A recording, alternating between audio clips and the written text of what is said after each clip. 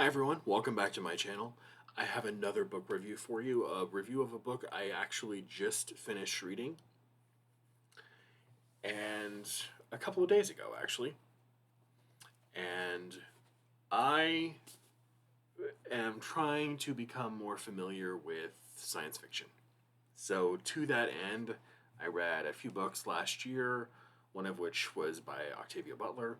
I read Parable of the Sower, which was underwhelming, I thought. And I just finished this, The Left Hand of Darkness by Ursula K. Le Guin, maybe one of her two or three best known novels. This is one of the Hainish novels, which, by the way, you can read in any order, so it's not important that you pick up the first one first. I also read, as I'll tell you in a little bit, The Dispossessed late last year, and they all stand very much on their own. So you can pick them up at will, whatever order you want to read them in.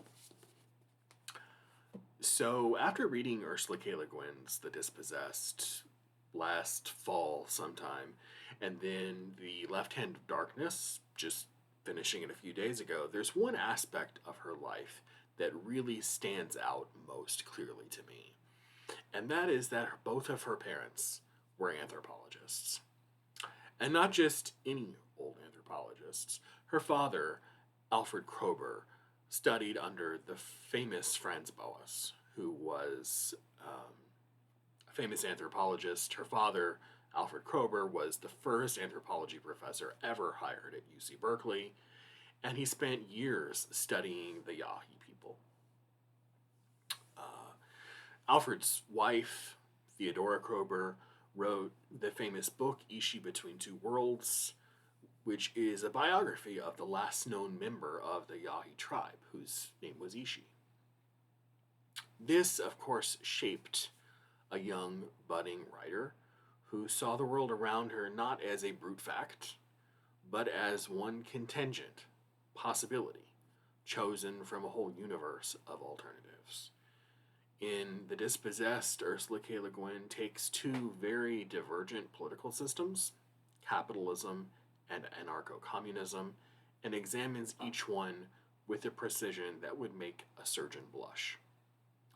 And she does the same in The Left Hand of Darkness, focusing instead on the themes of loyalty, friendship, political intrigue, and of course, the topic that gets the most attention with this book, gender fluidity and androgyny. So the story follows the narrative of Gin Ai, or Gen Ai, who is an envoy from Earth, who travels alone to the icy planet of Gethin to convince them, Gethinians that is, to become a member of the Ecumen. The Ecumen being something akin to like an interplanetary United Nations. Despite his earnest attempts to communicate with the people on Gethin, he repeatedly misreads their political cues and gets dragged into an ongoing dispute about between Karhide and Orgaran, which are the two major territories on the planet of Gethin. Estraven is the prime minister of Karhide, and he is sympathetic and believes in the sincerity of Ginley's mission. Ginley's attempts to negotiate with the king of Karhide, though, whose name is Argaven, fail because Argaven is paranoid and unpredictable, and he doesn't trust Ginley at all. Fearing for his life, Ginley flees to the neighboring Orgaran, where, much to his surprise, he re-finds Estraven waiting there, who has been exiled from Karhide as a traitor. And this is the beginning of a relationship born in mutual suspicion and sheer political calculation, but then blossoms over the course of the novel into a friendship that is rooted in deep trust, empathy, and sacrifice. The extended climax sees estrogen, That's funny.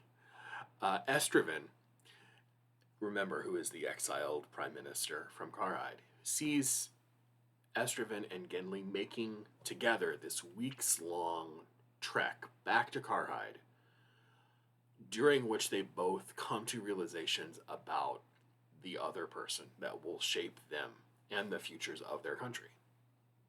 What draws most readers' critical attention is the gender fluidity of Githinians. Githinians spend most of their month being sexless, and in the process of preparing for sex, they undergo a period of sexual differentiation and sexual dimorphism, which is called kimmer or kimmering in the novel, which only lasts a few days. They kind of enter a period sort of like female human estrus, and then they revert back to their former sexless state after they're done mating. In the hands of most authors, this would seem like a gimmick, simply to emphasize the foreignness of Githinian people. But for Le Guin, it's a chance to remember who her parents are. It's a chance to explore the social construction of a whole host of topics, ideas about gender, diplomacy, politics, power, relationships, and how they shape culture, society, and our own identities. It's unfortunate that Githinian ambisexuality, which I think is the word that Le Guin uses for it in the book, gets most of the attention when Le Guin's other examples of world building are so deeply interwoven into the book, too. There's a concept in it called Shifgathor, which is an untranslatable Githinian word for honor or pride or social standing that undergirds their culture and is a source of so many misunderstandings that give the story momentum in its opening chapters. It's also suffused with Githinian ethnography and folklore and mythology and journal entries from people who have visited Gethin in generations past, trying to learn about them in the hopes of eventually trying to get them to join the Acumen. And all of those pieces of ethnography and folklore and mythology sort of do the very quiet work of making Gethin feel like another place and another possibility among an infinite possibility of worlds, not just a figment of a febrile imagination. The result has a narrative density and heft that many writers can't achieve when describing their own planet, let alone a distant one, an imaginary one. The cumulative result is a piercing, humane, really readable, beautifully wrought call to ourselves. Is this the way things must be? The way we live? Do we have to live this way? Are we doomed to live forever this way? Or can we navigate a world in which we allow ourselves to acknowledge each other's differences, to swallow our own pride, and build a kind of ambiguous utopia? Not a simplistic Pollyanna-ish utopia, but an open, dynamic one that thrives on unity and interconnectedness and cooperation and is constantly amenable to human shaping.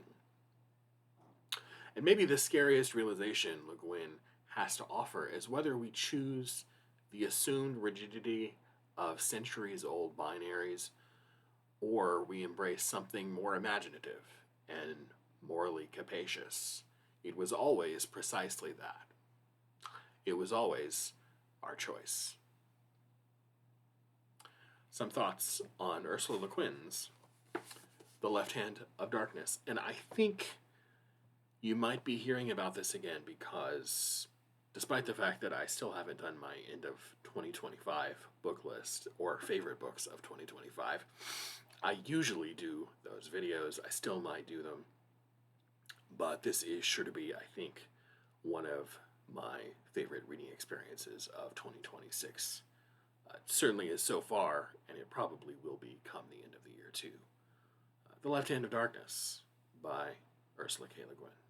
Watch out for my review of The Dispossessed by the same author if you're interested. I'll see you soon. Bye.